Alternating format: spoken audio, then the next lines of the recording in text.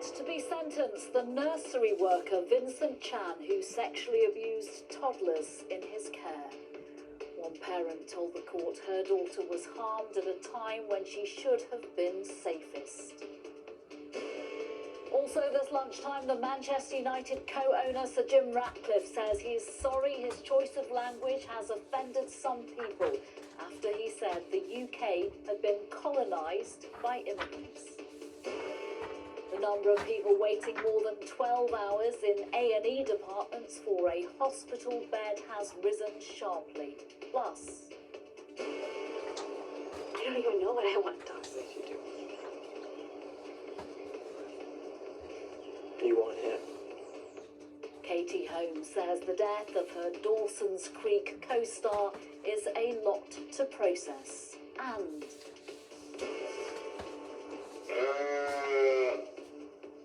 why the loneliest sheep in Britain is lonely no more.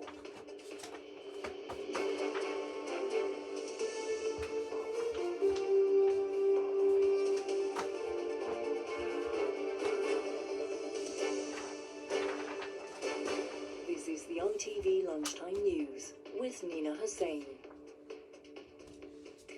Good afternoon. A paedophile who used his job at a nursery and a school to sexually abuse toddlers and upskirt girls will be sentenced in the next hour. 45-year-old Vincent Chan pleaded guilty to 56 charges. Mr. Chan worked at a school for 10 years where he took pictures up pupils' skirts and then went on to work at a nursery where he filmed himself abusing 4 young children. The mother of one of the children abused by Chan said she and her partner were overwhelmed by the impact of knowing their child was harmed without the awareness or ability to protect herself at a time when she should have been safest. Our correspondent Rachel Young is at Wood Green Crown Court this lunchtime. Rachel, this is simply a horrifying case. Yeah, it's been a deeply distressing morning, particularly for the families of Chan's youngest victims. 20 family members affected came here to court today to face Vincent Chan in person. More of them joined on a remote video link. And those that were here, that meant they were sat less than 10 metres away from the man they entrusted to care for their children, some as young as 2, but who instead mistreated, filmed and in some cases sexually abused them. Chan himself sat in the dock, mostly looking down at the floor. He simply nodded when asked if he understood the charges against them. And to give you an idea of the breadth of those charges, it took the prosecution nearly 2 hours to read through them all. Many of them are too graphic for us to be able to report. But when Chan was arrested, police found more than 3 hours of footage on his digital devices. And they included offences committed at the nursery school he worked, a school where he was an IT specialist before that, and also in and around the neighbourhood where he lived. His youngest victim, just 2, the oldest, a woman in her 70s, he secretly recorded. And Rachel, the victims' families were determined to make their voices heard. Yes, they were. In fact, they wanted to share victim impact statements with the courts, and one of them, the mother of child B, as she has been known in this court, says that she and her husband are still affected every day by the fear and the grief that they live through knowing that their daughter was assaulted as she was sleeping at a nursery. She wrote, and it was read to the court, of her daughter at a time when she was too young to understand or retain conscious memory. She was assaulted, continuing, she was completely defenceless and relied on those around her to keep her safe. That trust was profoundly broken. Other parents we've spoken to over the course of this week will never know exactly what happened because police were only able to investigate the crimes that Chan recorded. Their youngsters were too tiny to be able to explain what had happened, and because of that, the breadth of his crimes may never be known. He will be sentenced here this afternoon. Rachel Younger, thank you. The billionaire co-owner of Manchester United Football Club, Sir Jim Ratcliffe, has apologised for causing offence after saying Britain is being colonised by immigrants who are costing too much money. In a statement, he said, "I am sorry that my choice of language has offended some people in the UK and Europe." The Prime Minister had labelled his comments offensive and wrong. Our political correspondent Shihab Khan is in Westminster. Shihab, what's been the reaction to all this? Well, as you said, a lot of people have felt offended by what Sir Jim Ratcliffe has said. Sir Jim Ratcliffe, who is, of course, the co-owner of Manchester United, yesterday said that immigration was resulting in the UK being colonised by immigrants. But if you look at some of the comments he made, a lot of it doesn't hold true to the facts. Initially, he said that there was an increase of 12 million people in the UK since 2020. That's simply not true. The actual increase of the number of people is 2.6 million. When it comes to him claiming that the UK was being colonised, roughly 20% of the UK is foreign born, and that group of people pay a lot of money in taxes, tens of billions of pounds every single year. The comments have caused so much offence that the Prime Minister has posted on X, calling them offensive and divisive. I think it's worth having a listen to what Sir Jim had to say when he did an interview yesterday and how he said it. The economy's in a good... You can't afford... you can't have an economy with 9 million people on benefits and huge levels of immigrants coming in. I mean, the UK is being colonised. It's costing too much money. It will cause... It'll cause... Well, yeah. The UK is being colonised by immigrants, really, isn't it?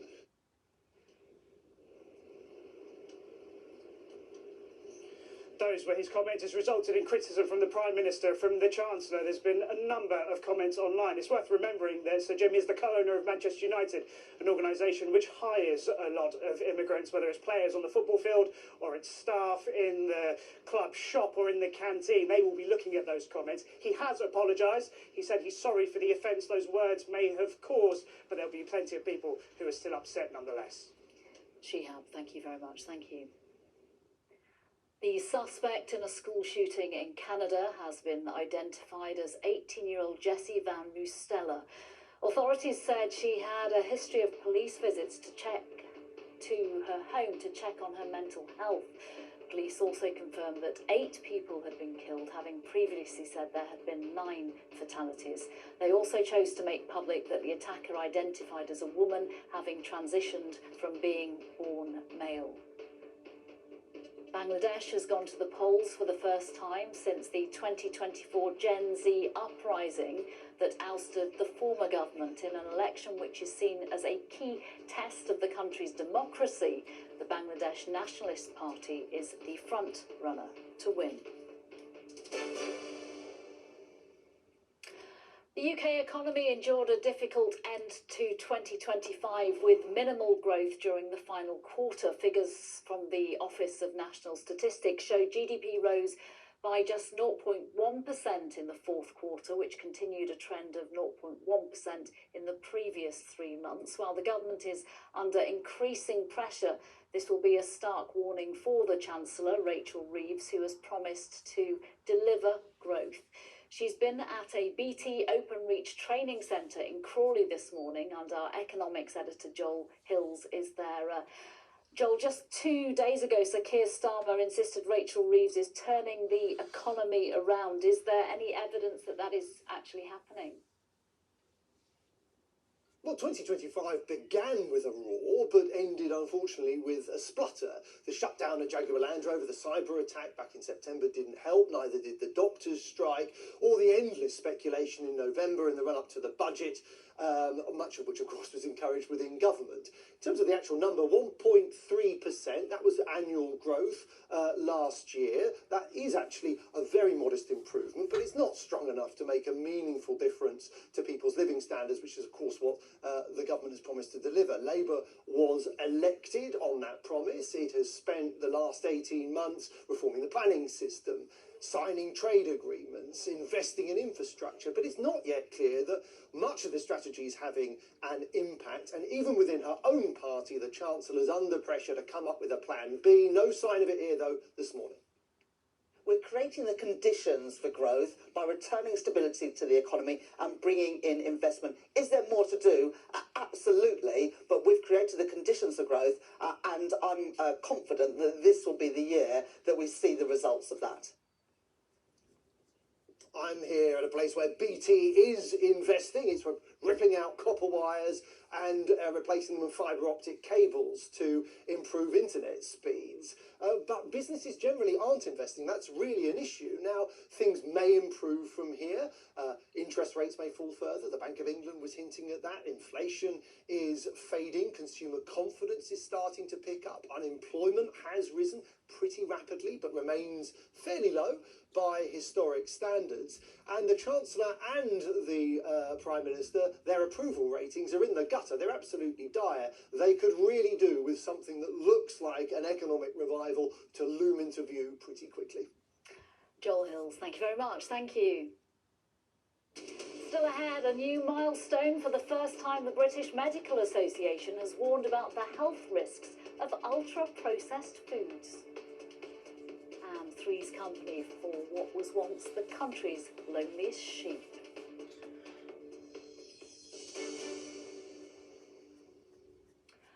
First, the number of people waiting more than 12 hours in A&E departments for a hospital bed reached a record high in January. New data for England shows there were more than 20,000 more patients waiting in A&E last month than in December. The overall NHS waiting list, though, continues to drop. Amy Lewis joins us now. Take us through those figures, please. Well, let's just start on a positive, and the overall wait, as you've just mentioned there, has fallen. But there's real concern about how long patients are waiting in emergency departments. It can be hours upon hours, and as you can imagine, for patients, that's going to be highly stressful. If we look now at the figures, what you'll see is more than 50,000 patients in December were waiting more than 12 hours in A&E for a bed. That jumped last month, so within 1 month, to 71,000. That's a jump of 40%, and the highest since records began 16 years ago. Now, patients waiting at least 4 hours for an A&E bed, well, that's jumped from 137,000 roughly in December to 161,000 last month. So when it comes to A&E, the figures aren't great. Yeah, so what's the NHS and the government said? Well, you'll remember 18 months ago when Labour came to power, one of their big pledges was the NHS waiting list. We kept on hearing about this during the manifesto and during the election campaign, and we're still hearing about it now. Now, Labour are pointing the government to the fact that overall wait for treatment has fallen. Wes Streeting today, the health minister, he has been stressing that in his interviews. When we came in, the NHS wasn't just on its knees, it was on its face. Morale was through the floor, waiting lists were at record levels, satisfactions was at record low. Since then, we've seen waiting lists fall by 330,000. Well, the NHS have also, speaking to us here, NHS England, they say that overall, this winter, obviously, we're seeing record demand, but they say that their planning and their preparation has paid off, but they have conceded in a statement to us that they do know that more needs to be done when it comes specifically to A&E. Amy Lewis, thank you. Thank you very much.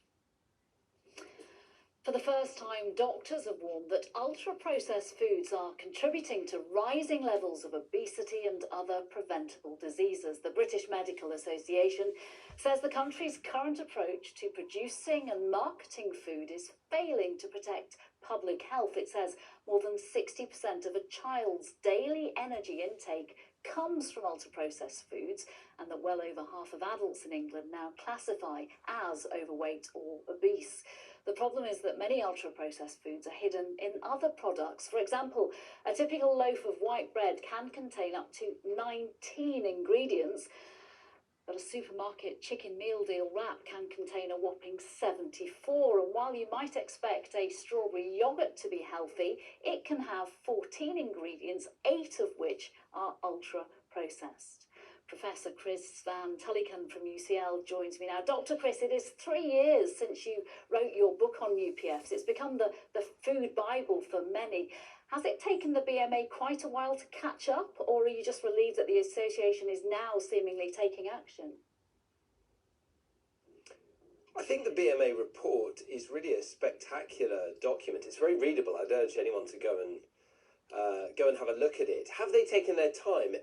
Communicating about ultra-processed food in the UK is a very vexed issue because the most important thing about the UK food system is it's unfair, it's unjust. And so justice is the aim here. It's not actually to sort of cut out ultra-processed food, although that's part of improving justice in the food system.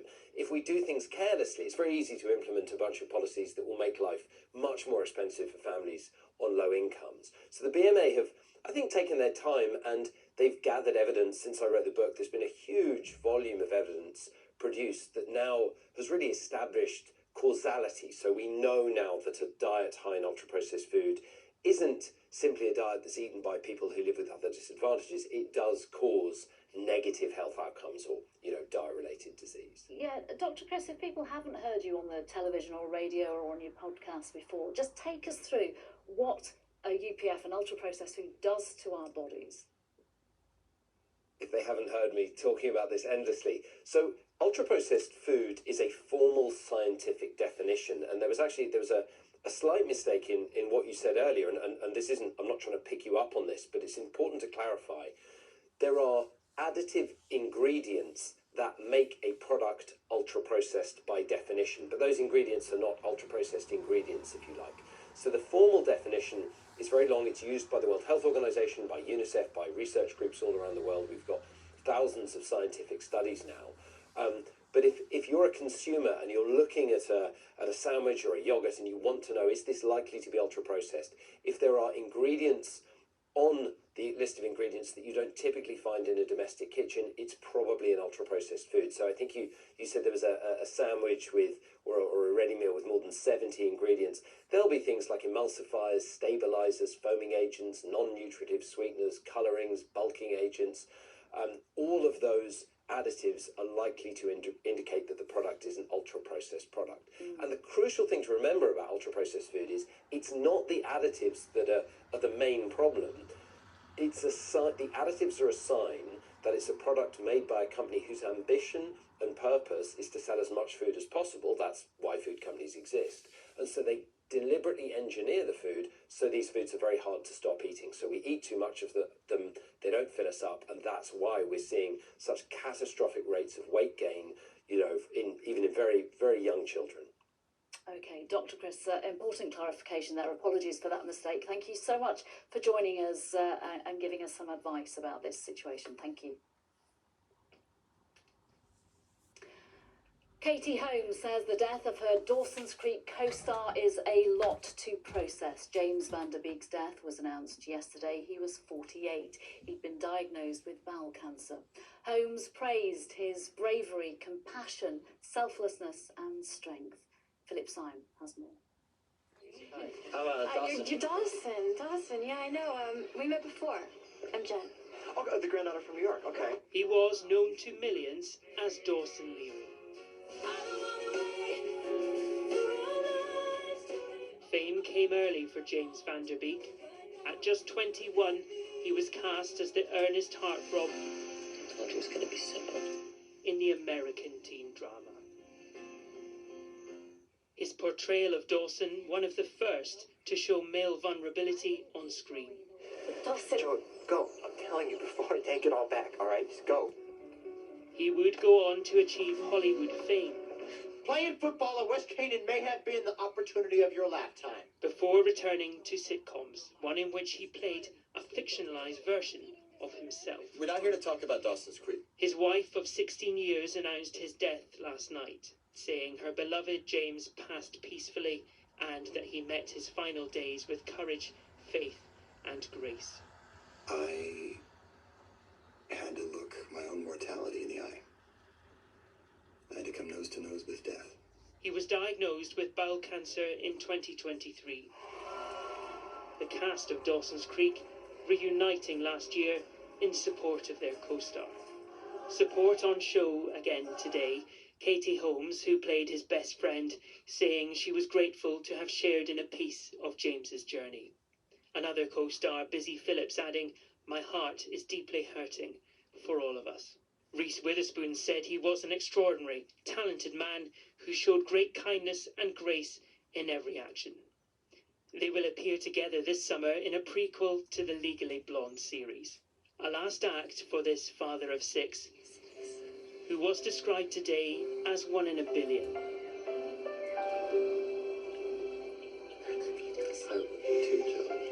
Who will be forever missed. James Van Der Beek, who has died at the age of 48. Finally, this lunchtime, a sheep, once described as the loneliest in Britain, will be lonely no longer, as she's just given birth for the first time. The Fiona the sheep was rescued from the bottom of remote cliffs in the Scottish Highlands in October 2023 after being stranded for more than 2 years. Since then, she's been on safer ground of a farm in southern Scotland, where she has now welcomed a pair of twins. Vanessa Taff has been to meet the happy family at Dalston Farm. Well, she was once considered the loneliest sheep in the UK, but she shot to global fame. Now, this is Fiona. You might remember her. She was rescued in a somewhat dramatic fashion from the side of a cliff at the Highlands, but now she's been living here in Dalston Farm, and guess what? She's become a mum of 2. Well, I'm delighted to say that Farmer Ben joins us. You've even got one of the wee ones here. I believe you're about to give me an exclusive. What are their names? So lots of people have been asking what their names are, and we have, this is little Fergus, this is the boy, and our little girl, our ewe lamb, is called Felicia. And tell me about the decision to put Fiona into lamb. Yeah, it was a difficult one. We had to go over it quite a lot, really, to come to the right decision. And what we wanted to try and achieve is we wanted to get that maternal bond, and she'd never really taken to any other sheep on the farm or any other animals that we'd put her in with. But by giving her the opportunity to become a mother, it would allow her to have that natural bond, and she could then take these lambs forward for the rest of her life and have those constant companions. And how special is it now for the farm and for you guys to see this lovely ending? It's great. You know, it's vindicated every decision that we've made all the way through, and the babies are just so happy, and she's such a great mother, so it's fantastic to see. Well, there you go. She's gone from being the world's loneliest sheep in the UK to the world's best mum. That's all from us for now. Charlene is here with the evening news at 6:30. The news where you are is next. From everyone on the Lunchtime team, have a lovely afternoon. Bye for now.